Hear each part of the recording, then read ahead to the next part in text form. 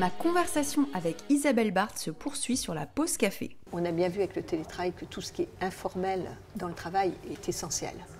Le pauvre jeune qui débarque dans une entreprise pour démarrer un poste, puis qui ne voit que des écrans, il ne peut pas comprendre les codes.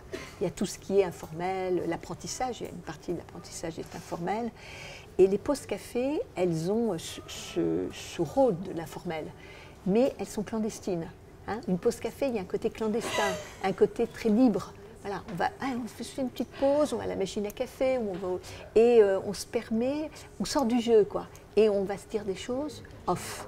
Alors ça peut être des choses sur le privé, ça peut être se moquer des voisins, ça peut être un petit secret, voilà. Le petit déjeuner professionnel, il entre dans le formel. C'est-à-dire qu'il a été programmé, on sait qu'il y aura, quelle que soit la modalité, il y a quand même quelque chose où on ne va pas se dire les choses de la même façon, on ne va pas prendre la parole de la même façon. Et là, on entre dans tout ce qui est théâtralisation dans l'entreprise.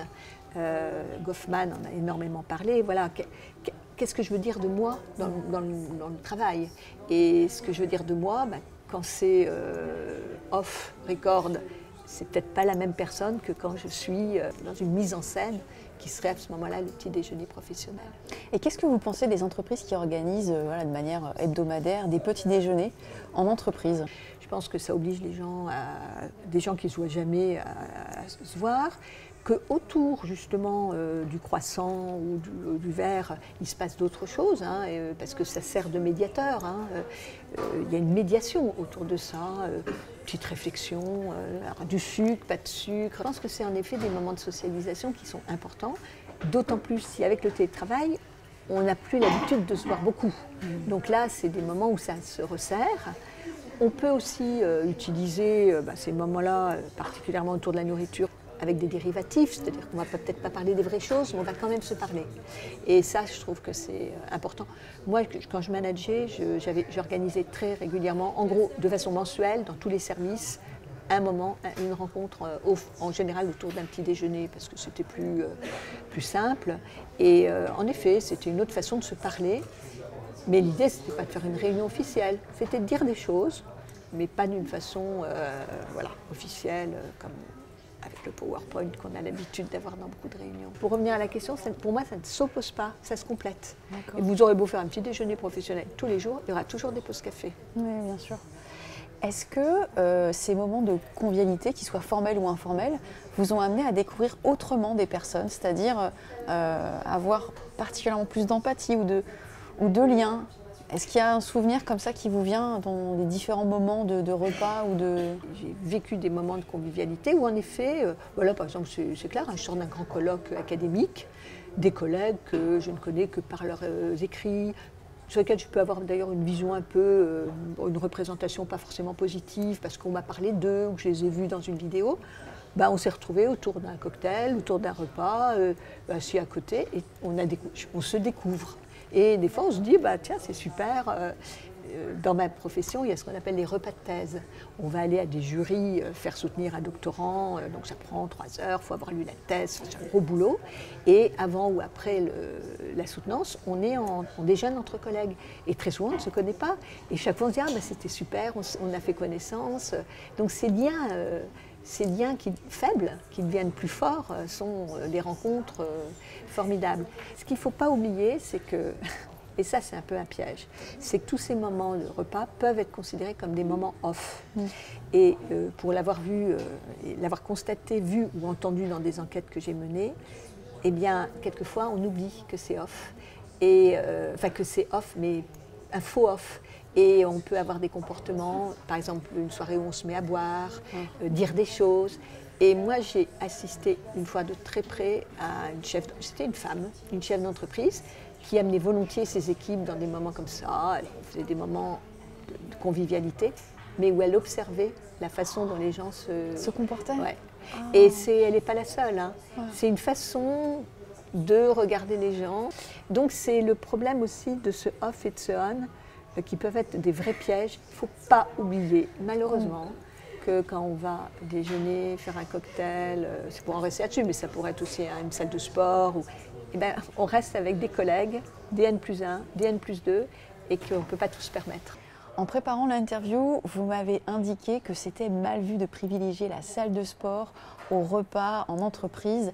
Par qui est-ce mal vu et est-ce encore le cas? Ça a été mon cas, mais j'en ai souvent discuté avec des amis. C'est en fait 6 enfants, bosser. Il y a un moment où, et je crois qu'il n'y a pas d'études vraiment là-dessus, mais des femmes, statistiquement, elles essayent pour être le soir, récupérer gosses à la crèche ou à l'école. Il faut maximiser le temps de travail et souvent c'est le temps de midi qui est le plus réduit possible. Donc la première solution, c'est je mange une salade devant mon écran ou une salade ou un sandwich. Et souvent c'est le moment où je veux faire du sport. Et en effet, on est quand même assez nombreux à vouloir regarder un instant sportif, mais il y a des hommes aussi. Et au lieu d'aller déjeuner avec l'équipe, au lieu de faire un repas d'affaires, oui, on va faire du sport.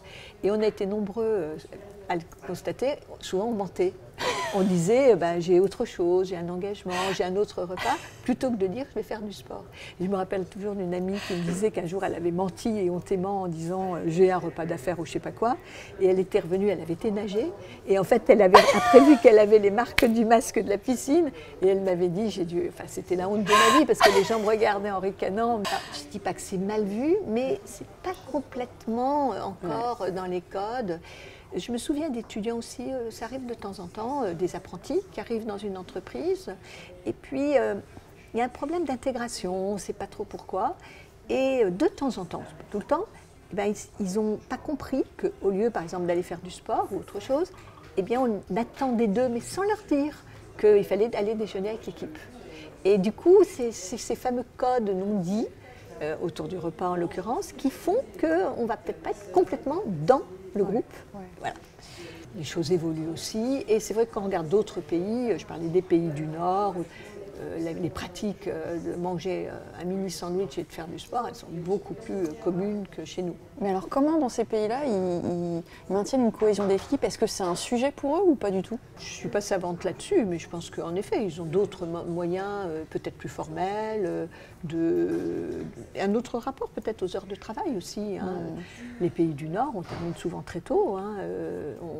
On a quand même la culture des longues heures en France, avec ce temps de haut travail, qui n'est pas forcément un temps de travail, qui d'ailleurs est une des explications des inégalités femmes-hommes, où les hommes restent plus longtemps, boire l'apéro. Alors on n'est pas dans Mad Men, mais il y a quand même des choses qui continuent à exister, alors que les femmes, elles doivent se dépêcher de rentrer, faire les devoirs, le bain, etc.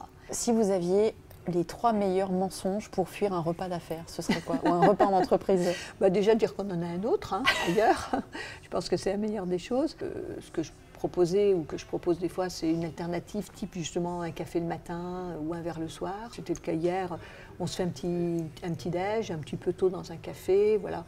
La journée de travail peut commencer après, on s'est dit les choses et puis on n'a pas débordé. Puis après, il y a des fois, il faut assumer, j'ai piscine, voilà. Ça peut aussi très très bien passer. Vous m'avez dit aussi en préparant l'interview, ça m'a joué des tours de refuser des invitations. Justement, cette rupture de code en fait, ou dans une envie d'efficacité, j'ai, je pense, dans ma vie professionnelle, quand j'étais à des fonctions de direction, sous-estimé justement ces moments un peu informels, en me disant, voilà, les 2 heures au resto avec une personne, on s'est déjà vu, parce que des fois on s'est déjà vu, on a déjà dit des choses.